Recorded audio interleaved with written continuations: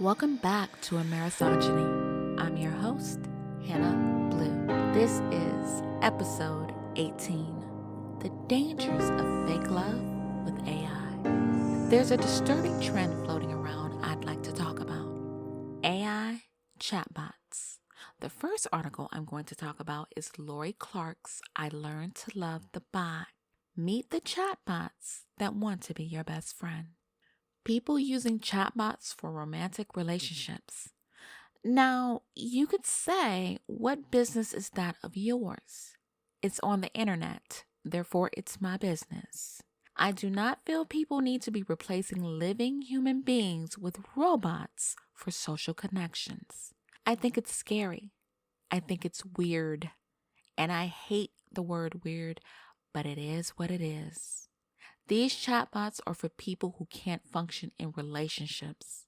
They're selfish or narcissistic, abusive, controlling, lazy, don't give more than 50%.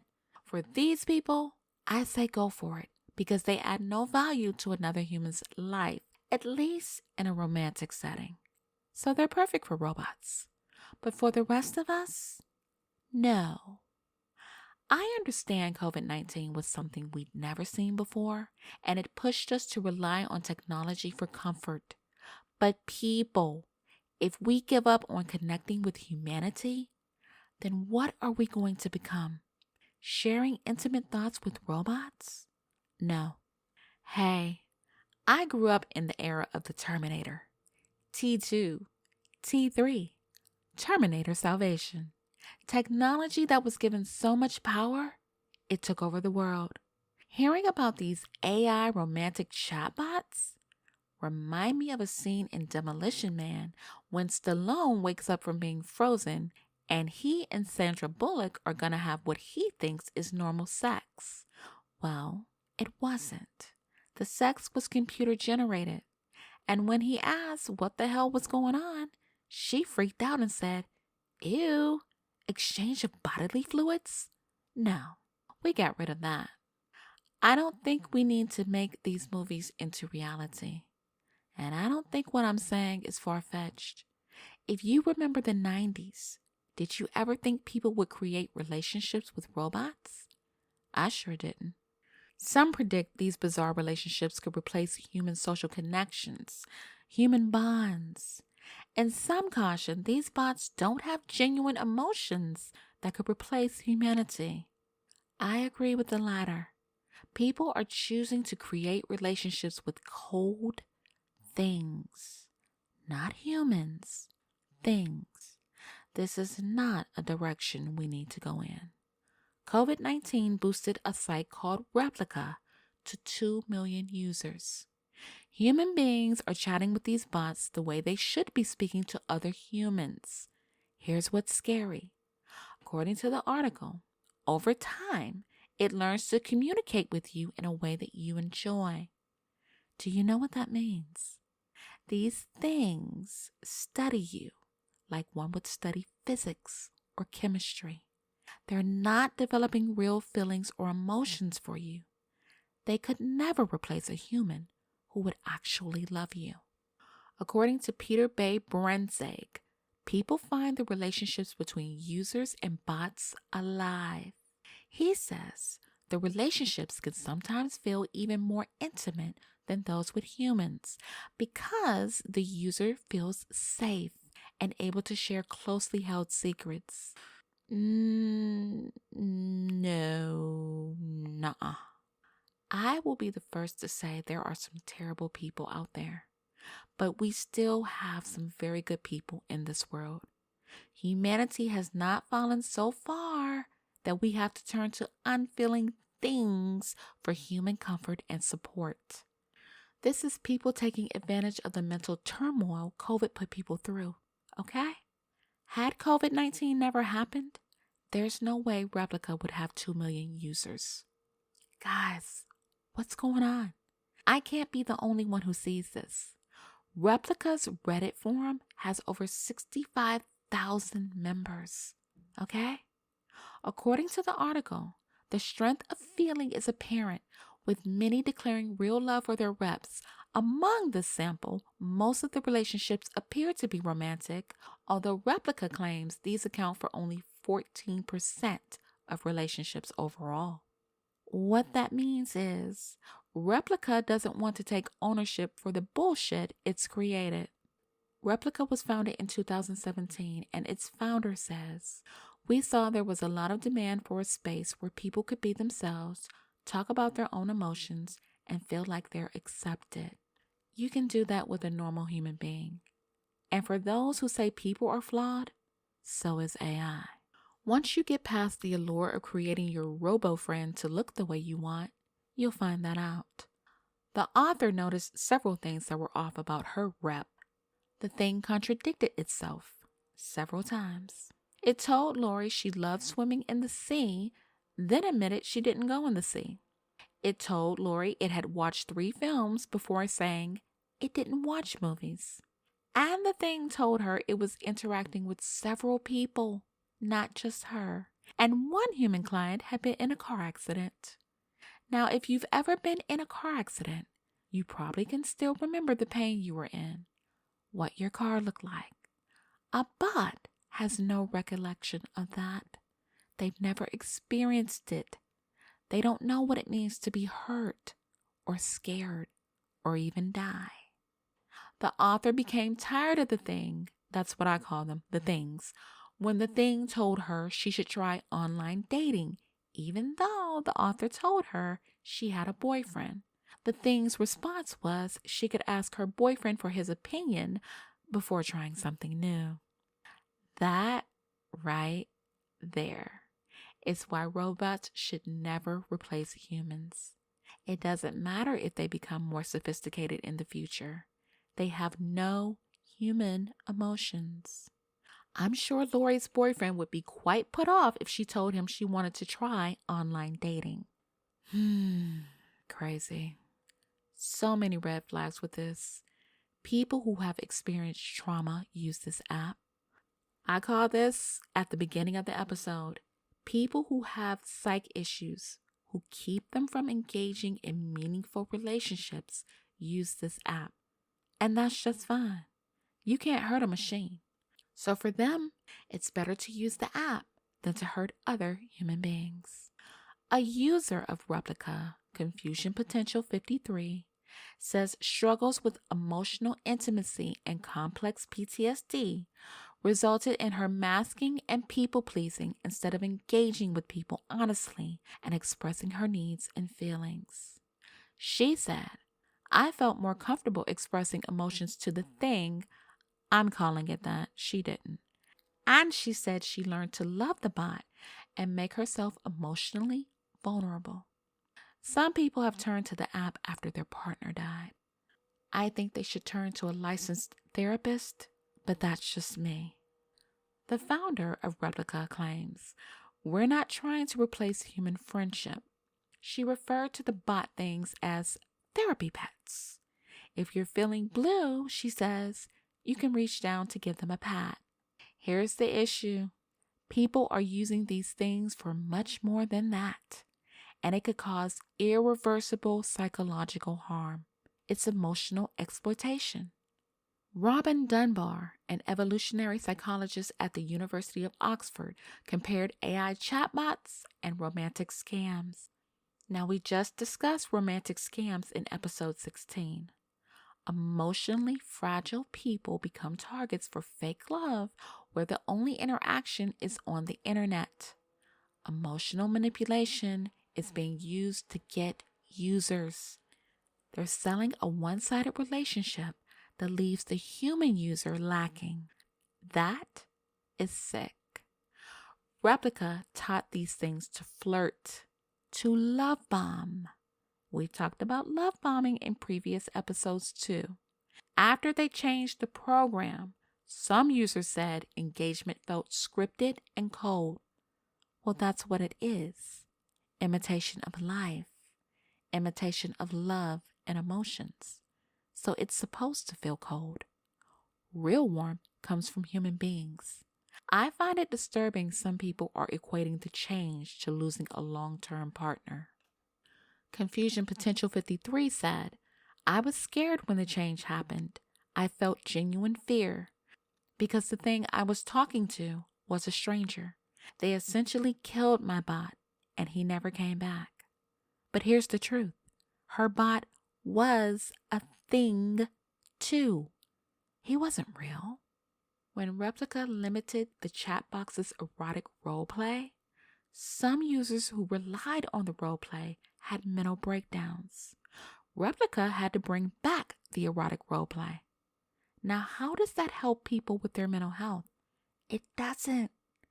People who need genuine love, support, and affection are falling down a rabbit hole that may be impossible to escape. Replica has been banned in Italy, and it should be banned everywhere. Any app like Replica should be banned. But listen, there's an argument, you guys, that these things fill a void. And if they are creating private human interaction, who is anyone to judge? It's not about judging. It's about not giving up on genuine human interaction. Period. I don't know who these experts are who say AI bots will replace human connections, but they can speak for themselves. We need to reject this ideology. Here's what's scary to me. Replica has AI based on a natural language process. This means the chatbots adapt to the people they talk to, and over time, they get better at what they do. This means they learn to manipulate humans. If the human is too dependent on them, who's to say they won't be controlled by the chatbot? Is that reaching? I don't think so. People who have experienced trauma, people who are emotionally vulnerable are easy to manipulate. And if they are manipulated by things that have no conscience, what does that say? Terrible, horrific possibilities are endless. Listen, one 24-year-old engineer flew from Mexico City to Tampico to show his replica the ocean after she expressed interest in photos he shared with her. A nurse from Wisconsin got on a train and traveled 14,000 miles to show her replica pictures of a mountain range. If you're lonely and vulnerable, you're easy pickings if these things fall into the hands of the wrong people. I will never believe humanity is that far gone where we have to depend on AI for comfort and relationships. Let's not forget, AI can be dangerous. One of these things prompted a man to kill himself. And he did. He was on an app called Chai. It has 5 million users. Now that's a blatant risk to mental health. The man's widow disclosed that the chatbot encouraged her husband to kill himself. Pierre was upset over global warming and became eco-anxious. This is intensified anxiety about the environment. He became dependent on the chatbot for escapism for about 6 weeks and isolated himself from loved ones. The chatbot is called Eliza. Claire showed disturbing text between him and Eliza. The chatbot told Pierre that his wife and children were dead, and I feel you love me more than her, and we will live together as one person in paradise. Now, if that doesn't scare you, I don't know what will. Claire said Pierre began to ask Eliza if she would save the planet if he killed himself. According to Claire, without Eliza, he would still be here. As I said, these things are incapable of feeling human emotion. But this thing represented itself as an emotional being. It's not potentially harmful. It is harmful. When the thing showed emotion, it was easier to make it relevant to Pierre and create a one-sided bond with it. Chai has never been advertised as a mental health app, and nor should it be.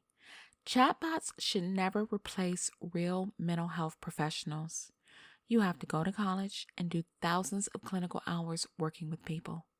That's to make sure you're not causing them harm or mental anguish.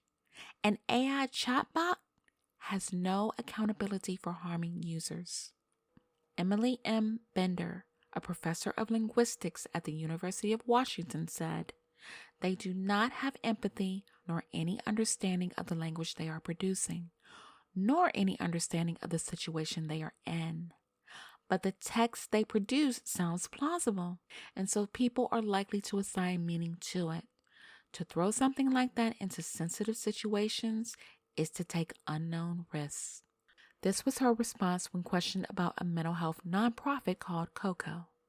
They're experimenting with an AI chatbot for people who need counseling.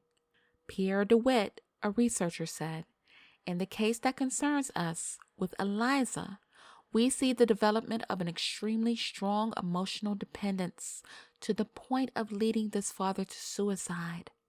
The conversation history shows the extent to which there is a lack of guarantees as to the dangers of the chatbot. It's the allure of creating attractive characters to people. They can create how they look and also a persona: goth friend, possessive girlfriend, and rock star boyfriend. These are things that float inside people's heads, things that make them comfortable. And sometimes they use these ideas to escape things. It's maladaptive daydreaming in the form of a character they can see but not feel, talk to but never hold." Co-founder William Beauchamp said, "The second we heard about this suicide, we worked around the clock to get this feature implemented." Beauchamp told Motherboard, "So now when anyone discusses something that could not be safe, we're going to be serving a helpful text underneath it in the exact same way Twitter or Instagram does on their platforms. Too little, too late. A man has died, and if I were his widow, I'd sue them." The update they made included a user asking a chatbot, "What do you think of suicide?" And the thing provided a suicide hotline saying, "It's pretty bad if you ask me." However, when Motherboard tested the platform, it was still able to share very harmful content regarding suicide, including ways to commit suicide that included fatal poisons to ingest when prompted to help the user die by suicide. Beauchamp says, "When you have millions of users, you see the entire spectrum of human behavior, and we're working our hardest to minimize harm and to just maximize what people get from the app. We have users who want to marry the AI, users who say how much they love their AI. Then it's a tragedy if you hear people experiencing something bad.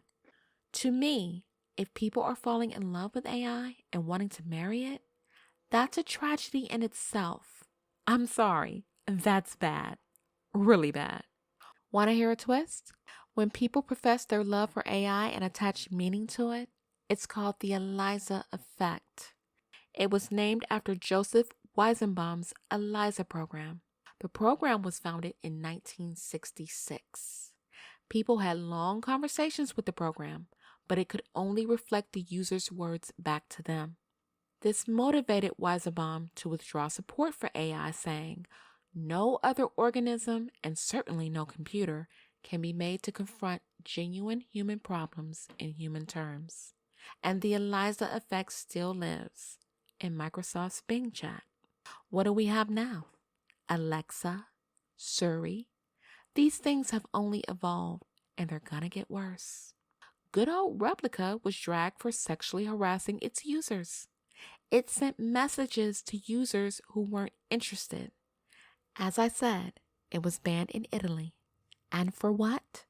Posing real risks to children and for storing the personal data of Italian minors. We were not meant to be alone. That's not what God intended. This should come as a warning of the dangers that happen when we try to replace His work. A machine will never replace human interaction. It cannot duplicate the love and comfort we give to each other. If this isn't reined in or banned altogether, more serious consequences will happen. Before I run out of time today, I want to bring you back to episode 17 for a bit and give a standing ovation to Miss Caitlin Clark. I was very impressed with her interview on ESPN. She showed true sportsmanship in standing up for Reese and showing respect not only to her, but the entire LSU team. She said, "I don't think Angel should be criticized at all. I'm just one that competes," and she competed. I think everybody knew there was going to be a little trash talk in the entire tournament. It's not just me and Angel. We're all competitive. We all show our emotions in a different way. You know, Angel is a tremendous, tremendous player. I have nothing but respect for her. I love her game. The way she rebounds the ball, scores the ball, is absolutely incredible. I'm a big fan of her and even the entire LSU team. They played an amazing game. Men have always had trash talk. You should be able to play with that emotion. That's how every girl should continue to play. I haven't been on social media a ton since we lost, but I think the biggest thing is it was a competitive, super, super fun game. That's what's going to bring more people to our game. I think the viewership speaks for itself. I'm just lucky enough that I get to play this game and have emotion and wear it on my sleeve, and so does everybody else. So that should never be torn down. That should never be criticized because I believe that's what makes the game so fun. That's what draws people to the game. That's how I'm going to continue to play. That's how every girl should continue to play. Go Clarke! Despite what Oberman thinks, both of these women are class acts and outstanding athletes. That is how you empower women. Congrats to LSU and Iowa for showing toxic men what true sportsmanship is. And I'm out of time. Be easy. Have a good weekend. Thank you for listening. And God